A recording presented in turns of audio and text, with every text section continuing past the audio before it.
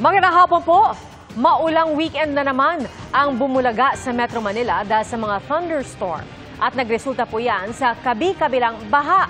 Isa sa mga nalubog ang bahagi ng Mother Ignacia at Samar Avenue sa Quezon City, kung saan naperwisyong ilang motorista at negosyante. Mula sa Quezon City, nakatutok live si Darlene Kai. Darlene? Pia Ivan, sa ngayon tuloy nang humupa yung baha dito sa Mother Ignacia Corner, Samar Avenue sa Quezon City. Pero kanina, wala pang isang oras yung nakalilipas hanggang dito ko yung tubig. Stranded tuloy yung ilang mga motorista at pinasok din ng tubig yung ilang establishments dito.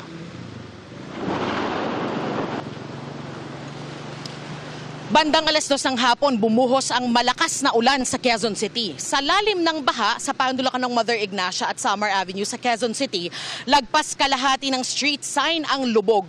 Halos bubong na lang din ang kita sa isang nabahang pickup. Nalubog din ang isang utility van. May mga bahagi na malakas ang agos kaya natangay ang isang plastic barrier. Maraming basura rin ang lumutang. Pinasok ng tubig ang isang tindahan. Dahil sa baha, ilang motorista ang stranded at ilang commuter ang hindi makahuwi. Narito po ang pahayag ng ilang mga nakausap namin. Ang malaking perwisyo po, gawa ng wala kaming pambayad boundary. Wala rin kami may uwi sa pamilya. Wala naman kaming ibang madaanan kasi galing kami doon sa gym traffic kasi sa EDSA, wala nang galawan kaya umikot ako. Paano ako nung dito na kami dadaan, hindi man kami makaiwas din kasi nga dahil doon sa first time ko makita ng ganito kataas na baha na grabe po na nasa na yung flood control project. Kumbaga nasa na yung project natin na nasa yung pera. Nakawawa kaming mga negosyante, tayong mga negosyante po na nagbabayad ng tax. At the same time, ganito pa rin nangyayari. For how many years na ganito pa rin nangyayari, wala pa rin po. Parang nasaan? Kumbaga, nasaan kayo?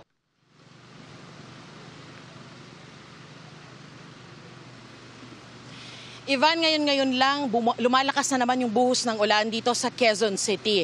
Ayon sa advisories na ilalabas ng Quezon City Local Government, ay patuloy daw silang nakamonitor sa sitwasyon.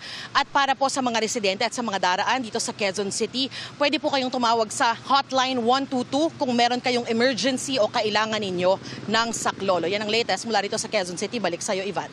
Darlene, dyan sa kinatatoyan mo, nakikita ko medyo maluwag naman yung traffic, pero paglabas ko kanina, papunta dito sa studio, medyo nakita ko makapakapal ang volume ng mga sasakyan. Mahaba yung mga pila going to the major thoroughfare. Ivan, kanina nga, nung hindi pa humuhupa yung tubig, talagang mahaba yung pila ng mga sasakyan, mga motoristang na stranded. Pero nung humupa naman yung tubig dito, clear na naman at maluwag na yung daloy ng trapiko. Ang nangyayari dito sa likuran ko ay nagkakaroon ng parang clearing operations. May mga kawanina ng barangay at ng LGU na naglilinis ng mga putik at basura na naiwan dito. Pero libre naman namang nakakadaan yung mga sasakyan, Ivan. Mag-ingat pa rin po yung mga motorista natin at kung wala namang masyadong importanteng lakad, manatili na lang muna sa kanilang mga tahanan. Ingat ka at maraming salamat, Darlene Kai.